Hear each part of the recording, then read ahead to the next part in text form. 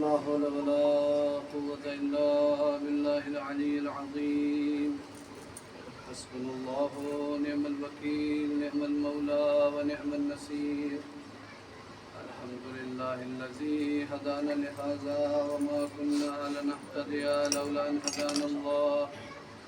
لقد جاءت رسل ربنا بالحق، ثم الصلاة والسلام بالتحية والإكرام النبي الممجد والرسول المسدد، للسمي في السماء أحمد وفي الأرض بالقاسم محمد.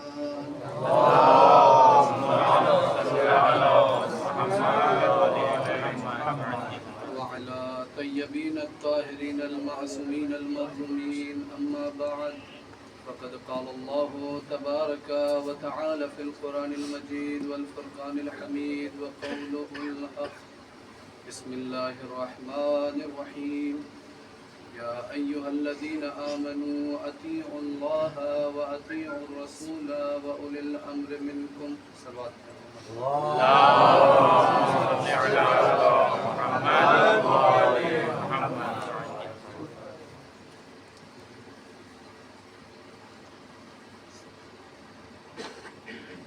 حضرتان حضرت سید الشہداء، یہ غم کہ جس کا انتظار ہر اس ماتمی نے کیا کہ جسے جب بھی موقع ملا کہ وہ اپنے وطن کو آ جائے وہ آ سکتا تھا، مگر یہ سوچ کے نہ آیا کہ اگر ابھی چلا گیا تو میں محرم میں نہیں جا سکتا، اگر ابھی چلا گیا، اس موقع پہ چلا گیا، اپنے بھائی کی شادی پہ چلا گیا یا اپنی بہن کی شادی پہ چلا گیا یا فلاں کے انتقال میں چلا گیا یا فلاں کے جنازے پہ چلا گیا، تو جب امام حسین کا تعزیہ اٹھے گا تو میں موجود نہیں رہوں گا۔ ہر اس ماتمی کے لیے ایک دکھیا ماں ہے جو دعا گو ہے کہ میرے لال کے ماتم داروں، جب میں فرش عزا پر تمہیں بیٹھ کر اپنے لال پہ گریہ کرتی ہوئی دیکھتی ہوں تو میں بہت خوش ہوتی ہوں کہ میں نے ایک دفعہ اپنے بابا سے پوچھا تھا کہ بابا یہ تو بتائیے، آپ نے یہ خبر شہادت تو حسین کی سنا دی کہ حسین 3 روز کا بھوکا اور پیاسا میدان کربلا میں شہید کر دیا جائے گا، مگر یہ تو بتائیے کہ اس وقت میرے لال پہ رونے والا کون ہوگا؟ مگر ہاں، ایک مرتبہ رسول اسلام نے جواب دیا کہ اے میری لال گھبراؤ نہیں، خدا ایک ایسی قوم کو پیدا کرے گا کہ جس کے بوڑھے حسین کے بوڑھے کا ماتم کریں گے، جس کے جوان حسین کے جوان کا ماتم کریں گے، جس کے بچے حسین کے بچوں کا ماتم کریں گے۔ یہ اسی جملات کی تعبیر ہے جو ہم اور آپ اس عزا خانے میں جمع ہوئے ہیں، ہم اور آپ اس فرش عزا پہ اکٹھا ہوئے ہیں۔ وہ کس لیے ہوئے ہیں؟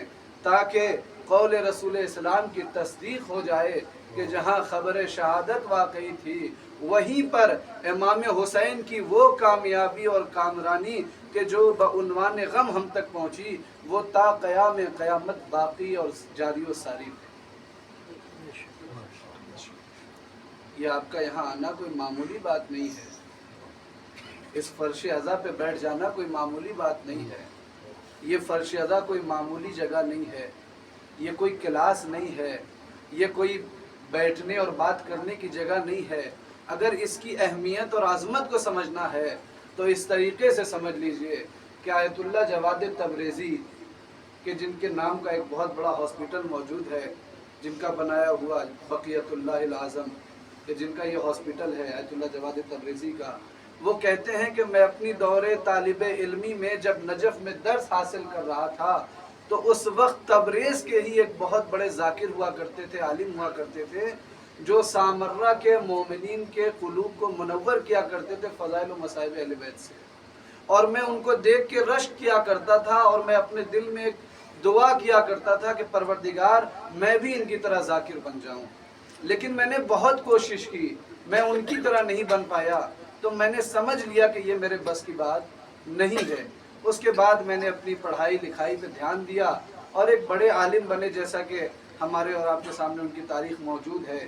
اور ایک دفعہ وہی بزرگ بیٹھ کر کے درس خارج دے رہے تھے، اور ان کا انداز جو تھا درس کا وہ اس طریقے سے تھا کہ جیسے ہمارے اور آپ کے ہندوستانی اساتذہ کا ہوتا ہے کہ کبھی ڈانٹ بھی دیتے ہیں، کبھی ناراض بھی ہو جاتے ہیں، مگر جو ایرانی استاد ہوتے ہیں وہ ناراض نہیں ہوتے، مگر ان کا انداز ہندوستانی والا تھا۔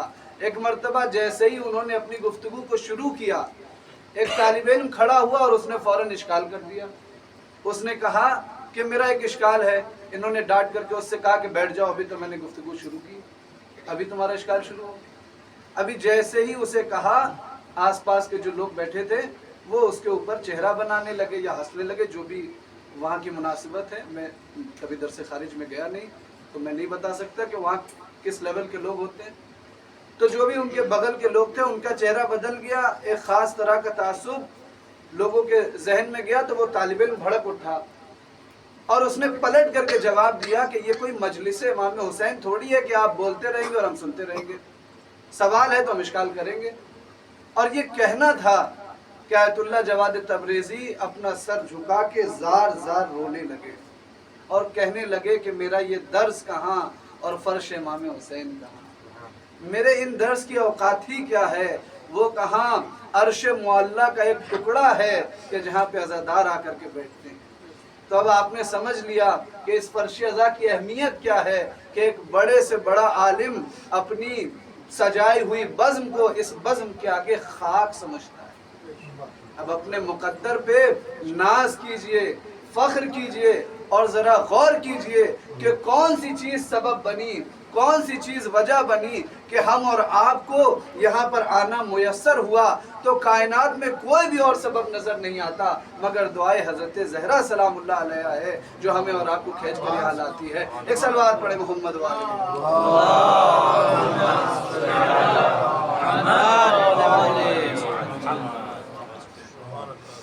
اس فرش عزا کی ہمیں قدر کرنی ہے۔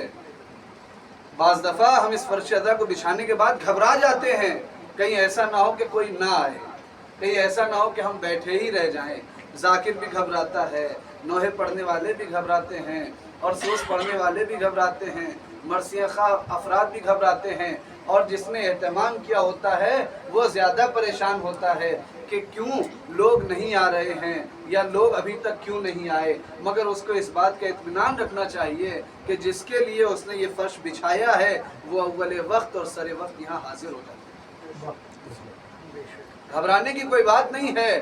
آپ نے جس کے لیے فرش بچھایا وہ جنت کے افراد، وہ خاتون جنت سب سے پہلے آ کے اس فرش پہ بیٹھ جاتی ہیں۔ جوانان جنت کے سردار یہاں تشریف لاتے ہیں، اور ان کے باپ جو ان سے بھی بہتر ہیں رسول کی حدیث کے مطابق، مولا مشکل کشا علی مرتضیٰ، وہ بھی اس بزم میں تشریف لاتے ہیں۔ ایک صلوات پڑھیں محمد وال۔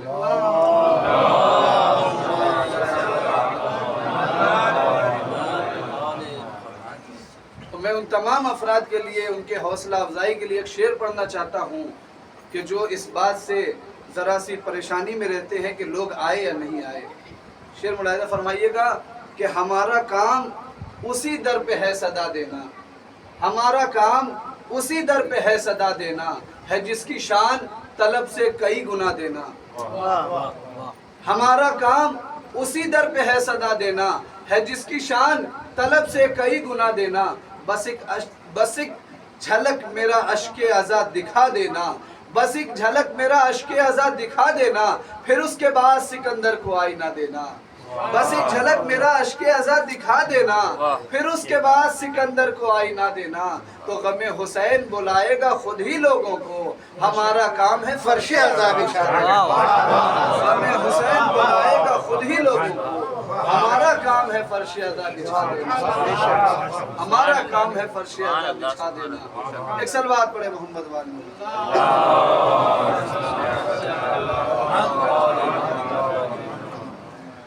اب اس تمہیدی گفتگو کے بعد میں چاہوں گا کہ اس آیت کہ جس کی میں نے تلاوت کی اس کے سلسلے سے چند معروضات عرض کروں کہ ارشاد رب العزت ہوتا ہے یا ایھا الذین آمنوا अतीउल्लाह व अतीउर रसूल व उलिल अम्र मिनकुम।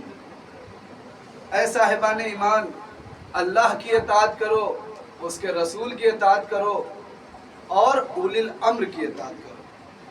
अब इस हवाले से मैंने पहले भी गुफ्तगू की है और कुछ मतालिब आपके जहन में है, बस वहीं से बात आगे बढ़ाते हुए कि हमें किसकी इताअत करनी है?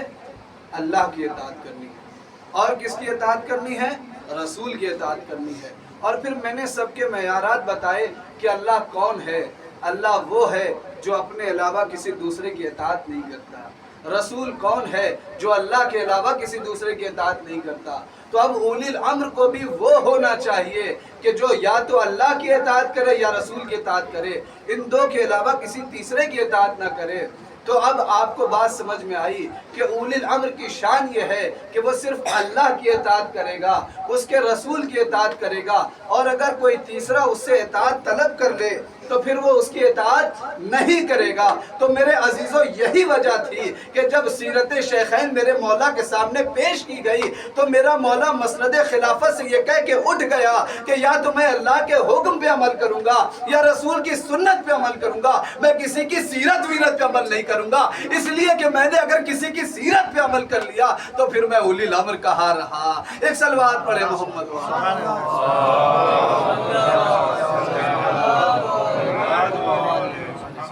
किसी की सीरत पे अमल नहीं करूंगा, बल्कि मौलाए कायनात की सीरत दुनिया के लिए उसवा है। रसूल के बाद जिसने बेहतरीन तरीके से निभाया है वो किरदार मौलाए कायनात का है, जो पूरा उतरा है वो मौलाए कायनात है। ऐसे दुनिया मुकाबला करती रहे, आप भी नौहे बनाएं, वो भी अपनी तरफ मनकबतें बनाएं, आप भी जो है कुछ अशार कहें, वो भी चुरा चुरा के कुछ अशार कहें, आप भी कुछ फजाइल बयान करें, उधर भी कुछ फजाइल गढ़े जाएं, मगर जो हकीकत है वो हकीकत रहेगी, जो कहानी है वो कहानी रहेगी। अब आप देखें कि अल्लाह अपने अलावा किसी और की इताअत नहीं कर सकता।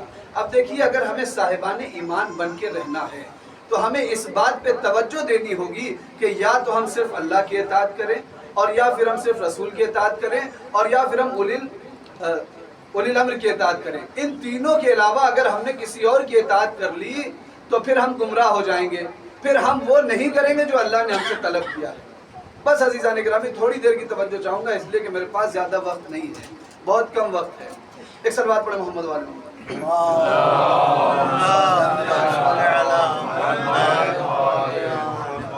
आलम इस्लाम में हमें सिर्फ 3 लफ्ज़ों के ऊपर तवज्जो करनी है। एक क्या है? शिर्क, दूसरा क्या है? कुफ्र, तीसरा क्या है? निफाक।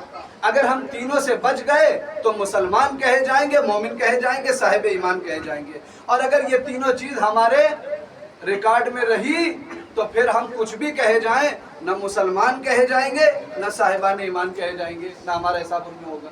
तो लिहाजा हमें इन 3 कलमों से बच के रहना है, हमें इन 3 सिफतों से बच के रहना है, हमें इन 3 बुराइयों से बच के रहना है। वो क्या है?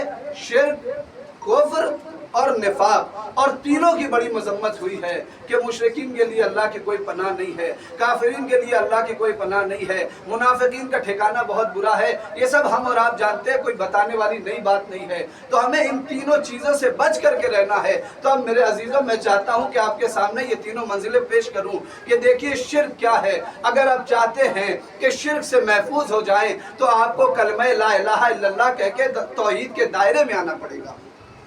अगर आप चाहते हैं कि कुफ्र से बच जाए तो आपको मोहम्मद रसूलुल्लाह कह के दायरे रिसालत और इस्लाम में आना पड़ेगा। क्यों? इसलिए कि जब तक शिर्क का तमगा आपके साथ है, इस्लाम आपके साथ नहीं है। जब तक कुफ्र आपके साथ है, इस्लाम आपके साथ नहीं है। तो लिहाजा पहले आपको ये 2 बुराइयां हटानी पड़ेंगी। इसीलिए मुसलमानों ने अपना कलमा बनाया। पहला कलमा अशहदु अल्ला इलाहा इल्लल्लाह, दूसरा कलमा व अशहदु अन्ना मुहम्मदुर रसूलुल्लाह। अब देखिए, हमने पहला कलमा कहा, हम शिर्क से बच गए। हमने दूसरा कलमा कहा, हम कुफ्र से बच गए। परवरदिगारा, तू बता कि हम निफाक से कैसे बचें। बड़ी तवज्जो चाहता हूँ। परवरदिगार, तू बता कि हम निफाक से कैसे बचें। अब देखिए कि बड़ी मुश्किल आ जाती अगर किसी ने इस वाक़े को बयान न किया होता। बड़ी मुश्किल आ जाती अगर तारीख़ में ये वाक़यात मौजूद ना होते जिन्हें मुख्तलिफ अबवाब में किताबों के लिखा गया है। अब आप देखिए, बुजुर्ग सहाबा ये फरमाते हैं, दुनिया इल्ज़ाम लगाती है कि हम सहाबा की बात नहीं मानते। अब मैं सहाबा की बात आपके सामने जिक्र कर रहा हूँ।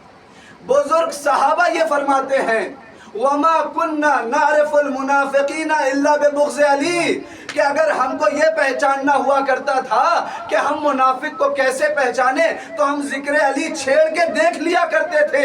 अगर चेहरे का रंग मुतगय्यर होता था तो हम उससे परहेज करते थे। एक सलवात पढ़े मोहम्मद वाले।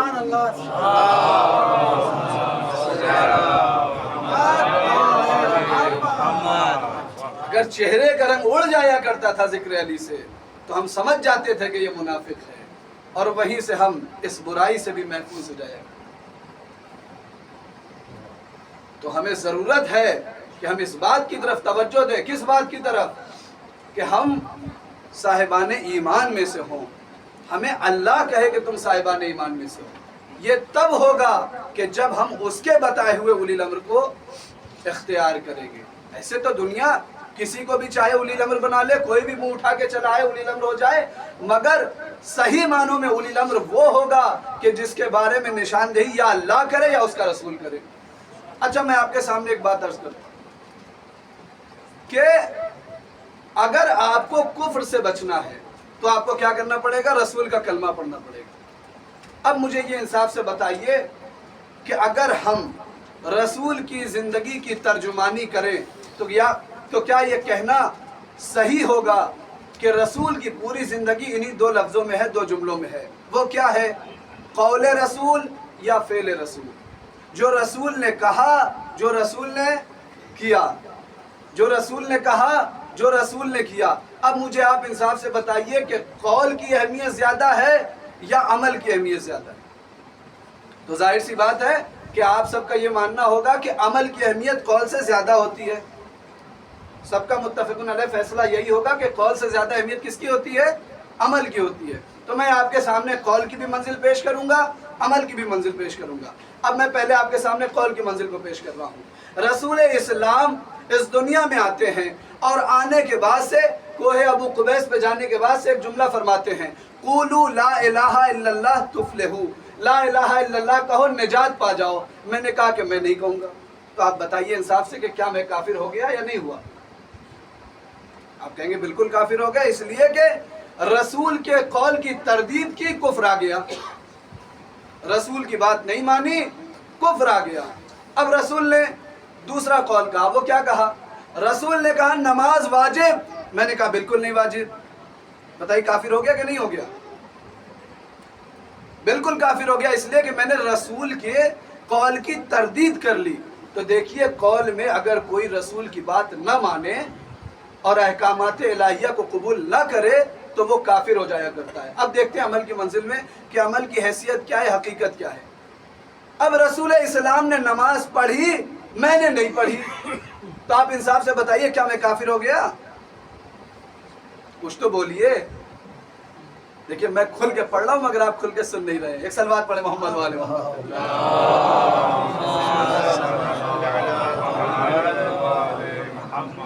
रसूल ने नमाज पढ़ी, मैंने नहीं पढ़ी, तो बताइए क्या मैं काफिर हो गया? कोई नहीं कहेगा कि काफिर हो गया। क्यों? इसलिए कि अगर मर्दमशुमारी की जाए तो बेनमाजियों की तादाद सबसे ज्यादा नजर आएगी। रसूल ने रोजा रखा, मैंने नहीं रखा, तो क्या मैं काफिर हो गया? कोई भी नहीं कहेगा काफिर हो गया। रसूल ने हज किया, मैंने नहीं किया। इसी तरीके से मैं आपका वक्त नहीं लूंगा, तमाम अमल रसूल को आप देख लीजिए। अगर कोई मुसलमान उसे अंजाम न दे तो आप उसे काफिर नहीं करेंगे, मगर यह कि वो उसकी नफी न करे। अगर ज़रूरियात दीन में से किसी एक का भी मुनकिर हो जाए तो फिर वो काफिर हो जाएगा, चाहे नमाज का मुनकिर हो जाए, चाहे रोजे का, चाहे हज का। अब मैंने आपके सामने कौल को भी बयान किया, फेल को भी बयान किया। जहां कौल था वहां फेल नहीं था, जहां फेल था वहां कौल नहीं था। मगर अल्लाह रे रिसालत महाद तेरी जात, जहां तूने 18 ज़िलहिज्जा को एक ही मकाम पर कौल को भी जमा किया, फेल को भी जमा किया, और अपने हाथों पे अली मुश्किल कुशा के उठा के फरमाया मन कुंतो मौला फहाजा अली मौला। अब अगर इस मंजिल का इनकार है तो कुफ्र यकीनन साथ है, इसलिए कि यहाँ कौल भी है, फेल भी। सलवात पढ़े मोहम्मद।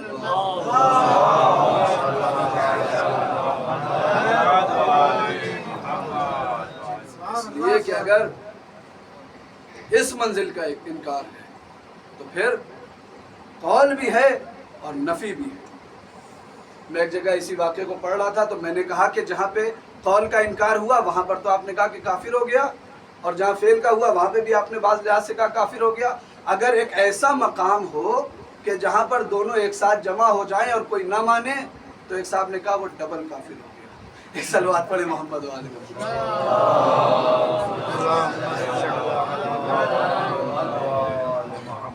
देखिए, ईमान एक ऐसी हकीकत है, ईमान एक ऐसी इज्जत है, ईमान एक ऐसी वक़्अत है, ईमान एक ऐसी शराफत है कि अल्लाह हर किसी के दिल में नहीं डालता, मगर इसकी खासियत ये है कि ये हर जगह ठहरता नहीं है, ये ज़र्फ देख के पहचान के रुकता है। और ये ईमान की खासियत है कि पल भर में आ भी जाता है और चला भी जाता है। ये एक ईमान की खुसूसियत में से है कि पल भर में ईमान आ भी जाता है और पल भर में ईमान चला भी जाता है। उसकी बहुत सी शवाहिद मौजूद है। मैं एक दलील के तौर पे एक वाक़या आपके सामने अर्ज करना चाहता हूँ। एक जागती हुई सलवात पढ़े मोहम्मद वाले।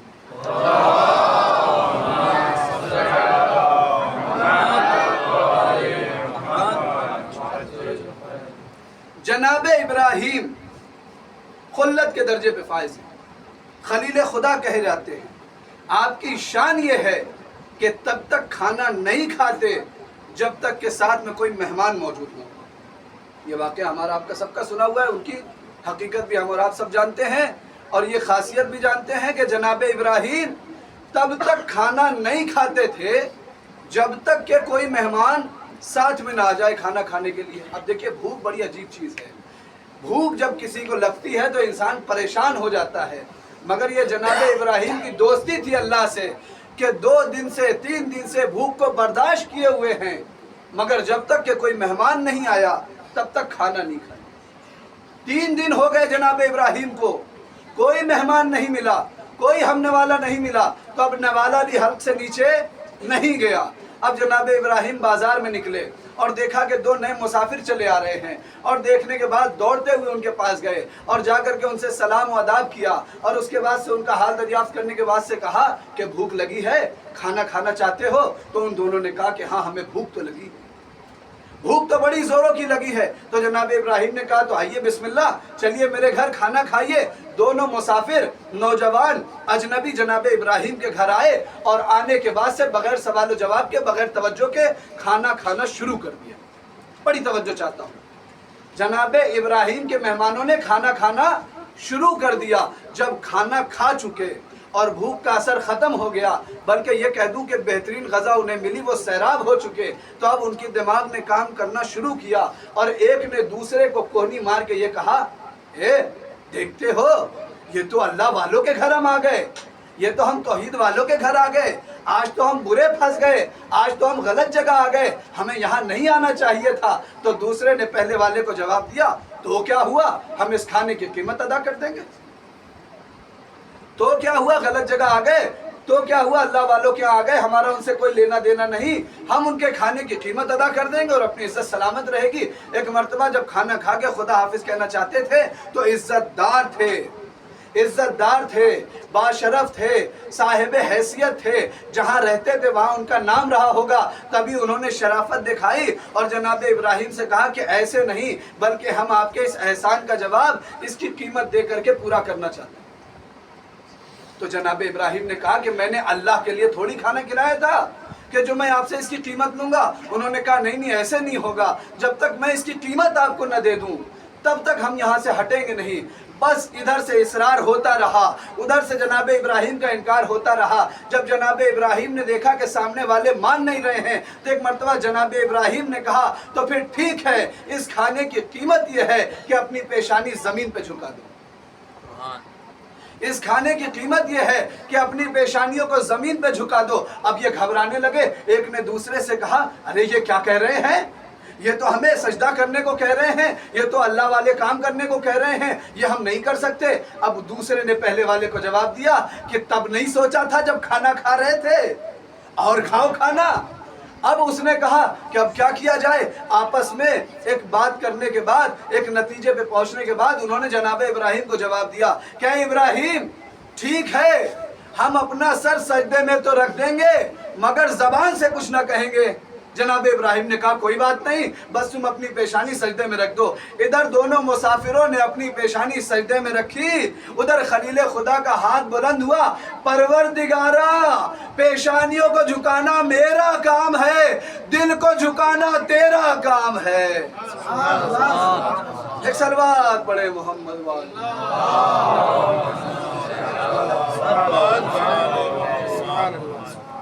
पेशानियों को झुकाना मेरा काम है, दिल को झुकाना तेरा काम है।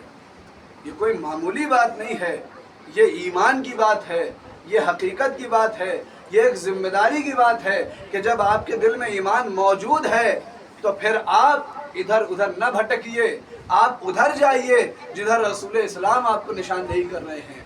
आप उधर जाइए जिधर की रहनुमाई खुदा कर रहे हैं, जिधर की रहनुमाई अल्लाह के रसूल कर रहे हैं। अगर आप अपने के बनाए हुए की तरफ जाएंगे तो वो खुद भी हलाक होगा, आपको भी हलाक करेगा। और इसमें कोई फर्क नहीं है कि चाहे वो हाजिर हो चाहे वो गायब हो। क्यों? इसलिए कि अगर आपको ये इत्मीनान है कि रास्ता दिखाने वाले ने सही रास्ता दिखाया है तो फिर अब चाहे आगे रास्ते में अंधेरा हो चाहे रोशनी हो, आपको चलना आपकी जिम्मेदारी है। इसलिए कि जिसने निशानदेही की है वो बहुत जिम्मेदार इंसान है। अब आप देखें ना कि ये जो मामला है ईमान का, ये कोई मामूली मामला नहीं है। नबियों को नबूवत उस वक्त दी जाती है कि जब आलम अरवाह में उनसे ये मीसाक लिया जाता है। सूरह आल इमरान आयत नंबर 81 में खुदावंद आलम जिक्र कर रहा है कि जब हमने अंबिया से ये मीसाक ले लिया कि हमने आपको हिकमत और किताब तो अता कर दी है मगर आपकी जिम्मेदारी ये है कि आप भी आखिरी नबी पर ईमान लाएं। आप भी, ऐ तमाम अंबिया के गिरोह, ऐ तमाम गिरोह औसिया, आप सब मखलूकात को इस आखिरी नबी पे ईमान लाना है। अब मैं आपके सामने एक बात अर्ज करना चाहता हूँ कि अगर मैं सिलसिले अंबिया में होता तो मैं ये कहता कि परवरदिगार मैं तो ईमान नहीं लाऊंगा और ना किसी को लाने दूंगा। क्यों? इसलिए कि तू उस पर ईमान लाने की बात कह रहा है कि जो अभी हाजिर ही नहीं हुआ। हम तो हाजिर पर ईमान लाएंगे, हम तो हाजिर पर ईमान लाएंगे। वो जो गायब है, वो जो बाद में आने वाला है, हम उस पर ईमान ला के क्या करें? तो अब आपने समझा कि आपका मर्तबा क्या है। इधर से आप मुंतजिर हैं, उधर से इमाम मुंतजिर हैं। आपका ईमान कोई मामूली ईमान नहीं है, आपका ईमान अंबिया का ईमान है, आपका ईमान गैब पर ईमान है। अगर आप चाहते हैं कि आपका ईमान सलामत रहे तो गैब पर ईमान रखना होगा। एक सलवात पढ़े मोहम्मद वाले मोहम्मद।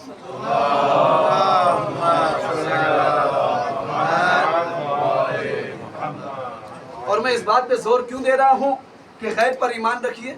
इसलिए कि जो गैब पर ईमान रखने का अजर सवाब है वो हाजिर पे रखने का नहीं है।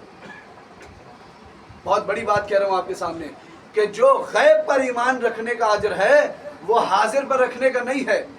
क्यों नहीं है? मैं आपके सामने दलील के तौर पे एक वाक़या अर्ज करता हूँ। एक सलवात पढ़े पहले मोहम्मद वाले मोहम्मद।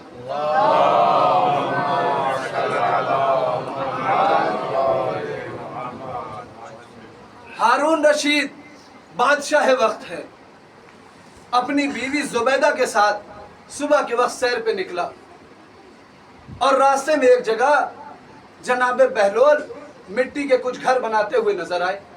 एक मर्तबा अपनी सवारी वहीं रोक दी बादशाह ने। जनाब जुबैदा उतरी और उतरने के बाद से बहलोल से एक सवाल किया, बहलोल क्या बना रहे हो? जनाब बहलोल ने जवाब दिया कि जन्नत में घर बना रहा हूँ। क्या बना रहा हूँ? जन्नत में घर बना रहा हूँ। जनाब जुबैदा ने मुस्कुरा करके कहा, क्या बहलोल बेचोगे? अभी मैं आपकी खामोशी को बदल दूंगा। पहले एक सलवात पढ़े मोहम्मद वाले।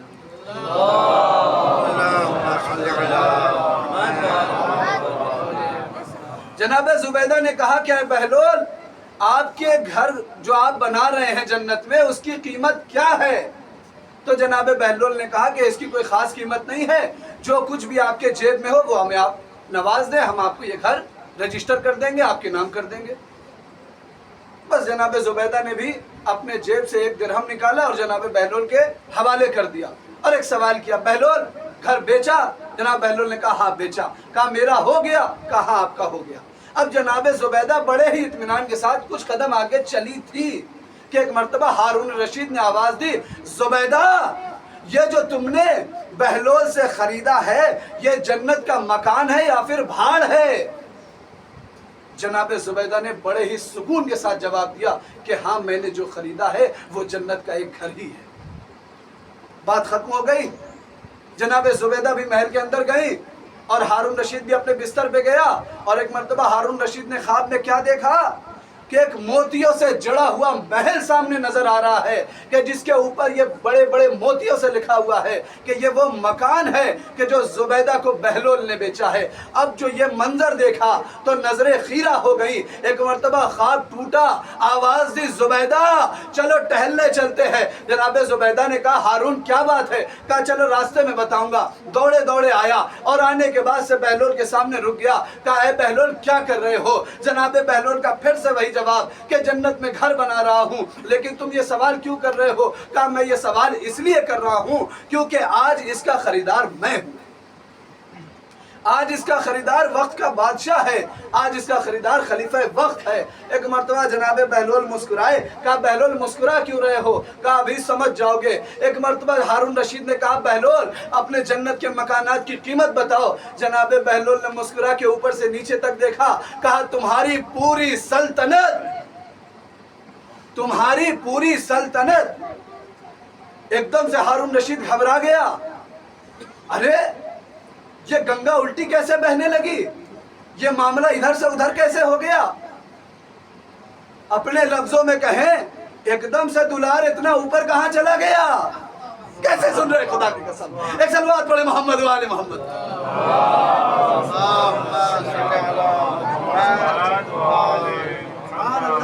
ایک دم سے قیمت اتنی بالا پائن کیسے ہو گئی؟ تو بس جناب بہلول نے مسکرا کر کے جواب دیا۔ اس جملے پہ آپ کی داد چاہوں گا، ابھی تک خاموشی سے سن رہے تھے مگر اس جملے پہ آپ کا بولنا بنتا ہے۔ جناب بہلول نے مسکرا کے جواب دیا، اے ہارون رشید تیرے خریدنے میں اور زبیدہ کے خریدنے میں بس اتنا ہی فرق ہے کہ تو دیکھ کر ایمان لایا ہے، وہ غیب پر ایمان لایا۔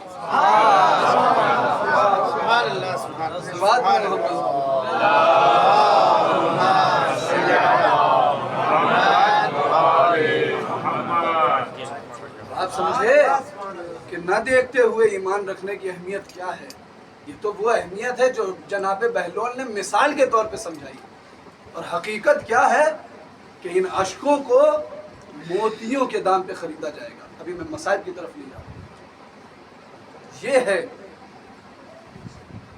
آپ کے غیب پر ایمان کی اہمیت۔ اچھا میں آپ سے ایک سوال کروں، علماء و افاضل کے مجمع قم کے اندر میں مجلس پڑھ رہا ہوں، میں ایک سوال کر رہا ہوں، مجھے انصاف سے بتائیے گا کہ اس پورے عالم میں کیا ایک ہی شخص غائب ہے؟ اس پورے عالم میں کیا ایک ہی شخص غائب ہے؟ تو آپ کا جواب ہوگا نہیں۔ کیوں؟ اس لیے کہ جناب عیسیٰ بھی تو غائب ہیں، اس لیے کہ جناب خضر بھی تو غائب ہیں۔ یہ صرف علی کے پوتے کا انکار کیوں ہے؟ یہ صرف رسول کے نواسے کی غیبت کا انکار کیوں ہے؟ یہ صرف دعائے زہرا کا انکار کیوں ہے؟ اس کی حکمت بیان کرنا چاہتا ہوں، اتنی خاموشی سے سنیں گے تو نہیں پڑھوں گا۔ ایک صلوات پڑھیں محمد و آل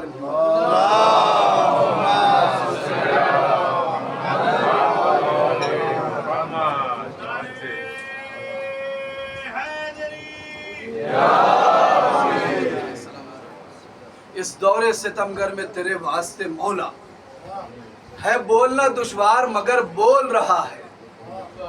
اس دور ستمگر میں تیرے واسطے مولا ہے بولنا دشوار مگر بول رہا ہے۔ یہ نعرہ حیدر نہیں ہونٹوں پہ تمہارے، یہ ماں کی طہارت کا اثر بول رہا ہے۔ ایک اور صلوات پڑھو محمد۔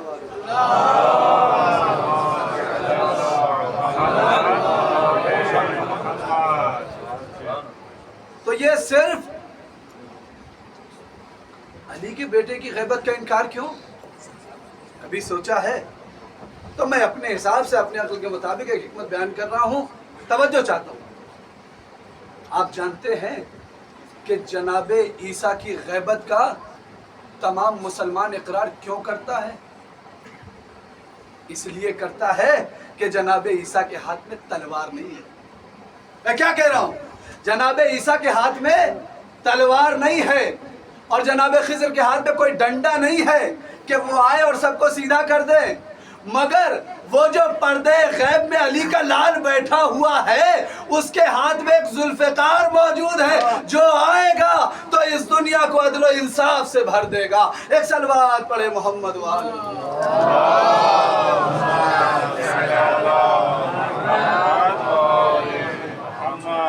ممبر تو چھین سکتے ہو مگر تلوار نہیں چھین سکتے، کیوں؟ اس لیے کہ یہ اپنے اپنے مقدر کی بات ہے،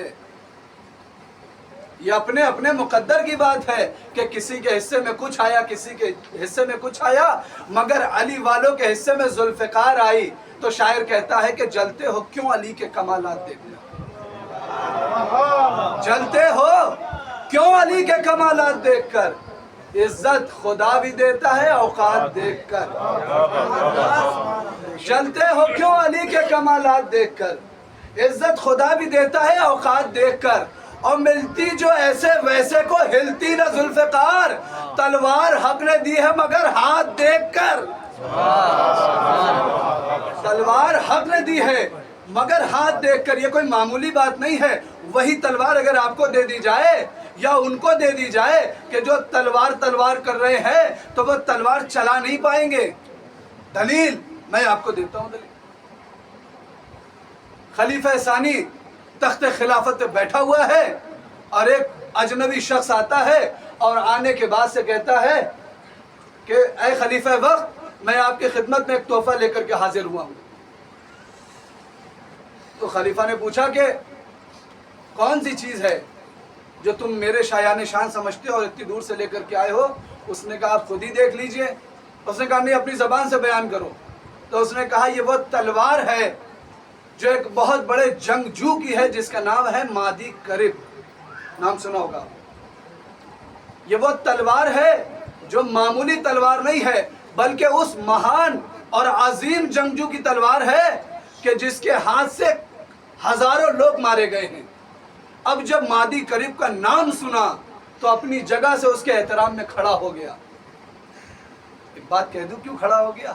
اس لیے کہ ایسی ہی ایک تلوار نے اس کی بھی جان بچائی ہے بہت سی جنگوں میں۔ تلوار کی بہت قدر کرتے ہیں۔ اٹھا اور اٹھ کے اس تلوار کو غور سے دیکھا اور دیکھنے کے بعد سے کہتا ہے مجھے تعجب ہے کہ اتنے بڑے جنگجو کی تلوار ہے مگر اس پہ دھار نظر نہیں آ رہی۔ توجہ چاہوں گا اس جملے کے اوپر۔ اس نے کہا کہ اتنے بڑے جنگجو کی تلوار ہے مگر اس پہ تو کوئی دھار ہی نہیں۔ تو آنے والے نے مسکرا کے جواب دیا کہ وہ چیز جو میدان میں دشمنوں کے قدم اکھاڑ دیتی تھی وہ اس تلوار کی دھار نہیں بلکہ چلانے والے کی مضبوط کلائی تھی۔ ایک صلوات پڑھے محمد والے۔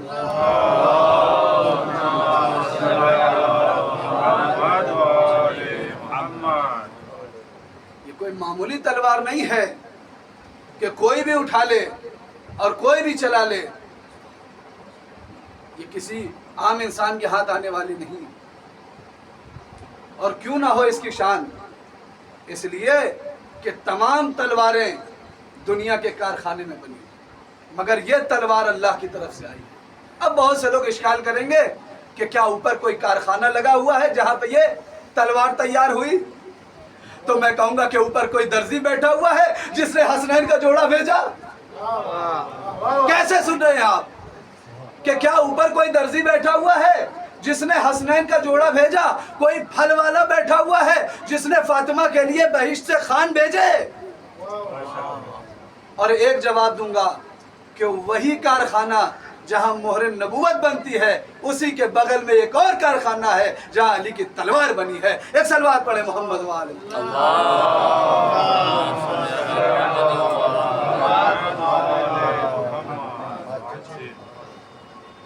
تو آپ سمجھے غیب پر ایمان رکھنے کی اہمیت کیا؟ یہ کوئی معمولی بات نہیں ہے۔ صدیاں گزر گئیں مگر ہمارے ایمان میں ذرہ برابر بھی تزلزل نہیں آیا۔ ہمارا ایمان ادھر سے ادھر نہیں ہوا۔ لوگوں نے کروڑوں امام بنائے ہوں گے اس 1400 سال کے عرصے میں مگر ہم نے اپنا ایمان نہیں بدلا۔ کیوں نہیں بدلا؟ کیوں نہیں بدلا؟ آپ جاتے ہیں مسجدوں میں دیکھتے ہیں دعائیں ہوتی ہیں۔ کیا دعائیں ہوتی ہیں؟ या साहिब ज़मान अज्जिल अला ज़हूर। एक सुन्नी शायर ने जब ये मंजर देखा कि शियों की मस्जिद में इस तरीके से इमाम वक्त को बुलाया जा रहा है और इस तरीके से तड़प पाई जा रही है इमाम के लिए, तो उसने ये शेर कहा। इतनी आसानी से थोड़ी सुनाऊंगा, एक सलवात पढ़े मोहम्मद वाले।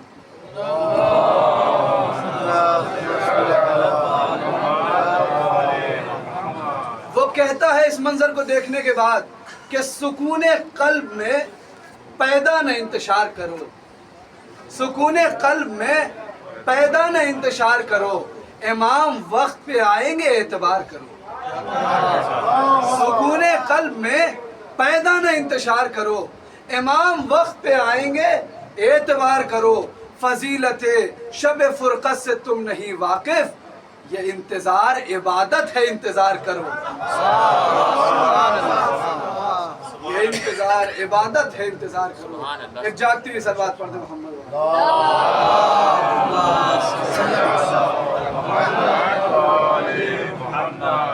आज़ीज़ों, यही वो इमाम है कि जिसकी आमद और जिसकी गैबत का इनकार पूरी दुनिया कर रही है और बहाने तराशती है, कहती है कि अभी तो पैदा नहीं हुए, एक दौर आएगा जब पैदा होंगे और उसके बाद से क़याम करेंगे, तो क्या जनाब ईसा फिर से पैदा होंगे और इस ज़मीन पे लाए जाएंगे? क्या जनाब खिज़र फिर से पैदा होंगे? जो अल्लाह की कुदरत उन्हें बाकी रख सकती है, जो अल्लाह की कुदरत जनाब ईसा को आसमान पे रख सकती है, जनाब खिज़र को ज़मीन पे रख सकती है, क्या इन्हीं दोनों के दरमियान अपने आखिरी हुज्जत को नहीं रख सकती? ये तो उसकी कुदरत का इनकार हुआ, ये तो उसकी ताकत का इनकार हुआ। हम कब ये कहते हैं कि वो अपनी मर्जी से हैं? हम तो ये कहते हैं कि उनको अल्लाह ने बाकी रखा। कायम को खुदा कायम रखे, कायम से ज़माना कायम है। मामूली बात नहीं है। ये वक्त का इमाम, रिवायतों में मिलता है कि जब पंशंबा आता है, इसलिए कि ज़हूर इमाम जो है वो रोज़े जुमा है, उसी दिन है जिस दिन वाक़या करबला हुआ था। वक्त का इमाम जब मुसल्ला इबादत पे बैठता है तो गिरिया करता है, इतना गिरिया करता है, इतना गिरिया करता है कि वो अपनी ज़ियारतों में ये जुमला बयान करते, इमाम वक्त कहते हैं, ऐ मेरे जद हुसैन, मैं आप पर इतना गिरिया करता हूँ, इतना गिरिया करता हूँ कि मैं सुबह भी गिरिया करता हूँ, शाम भी गिरिया करता हूँ, मैं हर वक्त आप पे गिरिया करता हूँ। वाक़या करबला के बाद मेरी ज़िंदगी में और कुछ भी नहीं है सिवाय आप पर आंसू बहाना और गिरिया करने। अब आप समझे कि हमारे और आपके गिरिया करने का फलसफा क्या है। वक्त का इमाम रो रहा है, अगर हम रो रहे हैं तो क्या रो? वक्त का इमाम। और जहाँ कहीं भी मजलिसे सैयदुल शुहदा बरगुजार होती है, वक्त का इमाम वहाँ ज़रूर तशरीफ़ लाता है और आने के बाद से देखता है, और देखने के बाद से वो तो तमाम दिलों के राज से वाकिफ़ है। परवरदिगार से कहता है, परवरदिगार, ये मोमिनीन, ये हुसैन के चाहने वाले अपनी अपनी आरज़ुएँ लेकर के हाजिर हुए हैं, तुझे मेरे हक़ का वास्ता, मेरे जद हुसैन के हक़ का वास्ता, मेरी दादी फ़ातिमा के हक़ का वास्ता, मेरे दादा अली मुर्तज़ा के हक़ के वास्ता, इन्हें खाली दामन यहाँ से वापस न जाने। वक्त का इमाम आपके लिए दुआ कर रहा है। वो तमाम हस्तियाँ जो आती हैं वो सब आप पे दुआ करती हैं, और हर एक के ऊपर दुआ क्यों ना करें? इसलिए कि एक वक्त था कि जब वक्त के इमाम ने आवाज़ दी थी, हल मिन नासिर यंसुरना, कोई है जो मेरी मदद को आए? ऐ अजीजों, कोई ज़बान से भी ना आया। हाँ, आज आप और हम जमा हुए हैं, जब इमाम हुसैन पर रोते हैं तो अहले बैत का दिल खुश होता है कि कल करबला के जंगल में जब मेरे हुसैन पे जुल्म हो रहा था तो कोई ना आया। आज 1400 साल के बाद भी ये लोग आए हैं और आकर के मेरे हुसैन का मातम कर रहे हैं। परवरदिगार, मैं तुझे अपने हक का वास्ता देती हूँ, एक एक अज़ादार के गुनाह को माफ कर दे। हाँ अजीजों, ये दुआएं हैं अहले बैत के लिए आपके हक में। हाँ, मैं आपके सामने आज 6 मुहर्रम है, जनाब अली अकबर का मसाइब पढ़ना चाहता हूँ। हाँ अजीजों, आप जानते हैं कि जब भी एक बाप अपने जवान बेटे को देखता है तो उसके दिल में तरह तरह की उमंगें फूटती हैं। वो सोचता है कि एक दिन मैं अपने बेटे को दूल्हा बनाऊंगा, एक दिन मैं अपने बेटे की शादी रचाऊंगा, एक दिन मैं अपने बेटे की बारात सजाऊंगा। ये बाप भी सोचता है, माँ भी सोचती है। हाँ अजीजों, यही उमंगे इमाम हुसैन के दिल में भी थी, यही उमंगे उम्मे लैला के दिल में भी थी। मगर उन अरमानों का क्या हुआ जब जनाबे अली अकबर आके कहते हैं, ए बाबा अब मुझे भी जंग की इजाजत दे। ये जुमला सुनना था कि इमाम हुसैन क्या जवाब देते। माँ खैमे में गश में पड़ गई, आए मेरे लाल अली अकबर, ये तूने क्या मांग लिया। हाँ अजीजों, हाँ अजीजों, जब बेटा बाप के पास आता है ना तो बाप चाहता है कि उसे कुछ चीजें दे, उससे कुछ चीजों से नवाजे। मगर जनाबे अली अकबर ने क्या आके मांग लिया, क्या है बाबा अब तो सब कुर्बान हो चुके हैं, क्या मुझे भी जंग की इजाजत है। हाँ अजीजों, एक मर्तबा इमाम हुसैन ने जनाबे अली अकबर को सीने से लगाया, ए मेरे लाल, तुम तो मेरे नाना की तस्वीर हो, मैं तुम्हें कैसे इन दुश्मनों के हवाले कर दूं। हाँ अजीजों, बहरहाल मर्जी रब थी, मंजिल इम्तिहान था, हुसैन को रवाना करना था। हाँ एक मर्तबा इमाम हुसैन ने जनाबे अली अकबर को फौज अशकिया की तरफ रवाना किया। एक जुमला कहा, परवरदिगार इस कौम पे गवाह रहना, एक ऐसे गुलाम को भेज रहा हूँ, एक ऐसे नौजवान को भेज रहा हूँ जो शक्ल सूरत में तेरे हबीब की तरह है। हाँ अजीजों, जिगर के टुकड़े को दुश्मनों के हवाले कर दिया। जनाब अली अकबर आए हैं, आने के बाद से जंग की है, 120 लाइनों को मौत के घाट उतारा है। वापस आते हैं, ए बाबा अला तशो कतल तनी, ए बाबा प्यास हमें मारे डाल रही है, प्यास से बर्दाश्त नहीं हो रहा। हाँ अजीजों, एक मर्तबा इमाम हुसैन ने उस खैमे की तरफ रुख किया। ए अली अकबर देखो वो हबीब का लाशा है, ए अली अकबर देखो वो अनो मोहम्मद का लाशा है। ए मेरे लाल, अगर पानी मौजूद होता तो क्या ये प्यासे शहीद होते। ए बेटा अली अकबर, वो सकीना को देखो जो प्यास से अपने सीने पे मातम कर रही है। अल-आताश, अल-आताश। हाँ, एक मर्तबा जनाब अली अकबर को सीने से लगाया, ऐ मेरे लाल घबराओ नहीं, तुम्हें तुम्हारे दादा अली मुर्तजा सैराब करेंगे। एक मर्तबा पलट के फिर से गए, जंग की भूखे प्यासे थे, कब तक जंग करते। एक नेज़ा लगा, घोड़े से जमीन पे गिरे। हाँ अजीजों, अभी तक तो जो भी गिर रहा था मामूल ये था कि जब भी कोई असाब में से गिरता तो वो कहता या मौला अदरिकनी। इमाम हुसैन पहुंचते, जब कोई भतीजा गिरता तो कहता या अम्मा अदरिकनी, तो इमाम हुसैन सिराने पहुंचते। हाँ, जब अब्बास की तरह कोई दूसरा भाई गिरता तो आवाज देता या खा अदरिकनी, इमाम हुसैन पहुंचते। मगर जनाब अली अकबर ने जुमले बदल दिए, ये नहीं कहा कि या बता अदरिकनी, बल्कि घोड़े से गिरते गिरते आवाज दी या बता अलैका मिन्नस सलाम, ऐ बाबा जान मेरा सलाम कबूल कीजिए। तो आखिर इसकी मसलहत क्या थी? उलमा बयान करते हैं शायद इसकी वजह यह थी कि अली अकबर जानते थे कि सुबह से जो भी रन में गिरा, जब भी आवाज दी तो मैं बाबा के हमरा था, मगर अब मेरा बाबा अकेला कैसे आएगा। हाँ अजीजों, जनाब अली अकबर की आवाज का आना था। इमाम हुसैन चले, कमर पे हाथ है, ऐ मेरे लाल तेरी मौत में तेरी आंखों की बीनाई छीन ली, मुझे मख्तल में कुछ नजर नहीं आ रहा। ऐ मेरे लाल आवाज देते रहो, मैं तुम्हारी आवाज के सहारे तुम तक पहुंचूंगा। एक मर्तबा जनाब अली अकबर के सिराने पहुंचे, क्या देखा कि एक नेज़े की अनी सीने में टूट के चुभी हुई है। एक मर्तबा पूछा है मेरे लाल क्या कैफियत है, बताओ तो सही, जबान से कुछ क्यों नहीं कहते, ये एड़ी हाँ क्यों रगड़ रहे हो। हाँ एक मर्तबा जनाब अली अकबर ने इशारा किया, ऐ बाबा ظالم نے سینے پہ ایسی برچھی ماری ہے کہ برچھی کی ہڈی ٹوٹ کے سینے میں رہ گئی۔ ایک مرتبہ حیدر کرار کے لال نے شاہ خیبر گیر کے بیٹے نے ایک مرتبہ آسینوں کو چڑھایا، 2 انگلیاں نکالی، سینہ علی اکبر رکھی، یا علی کہہ کے جو کھینچا تو نیزے کی علی کے ساتھ ساتھ علی اکبر کا کلیجہ باہر آ گیا۔ آواز دی یا بنیا الدنیا بعد کلفا، اے میرے لال تیرے بعد اس دنیا پر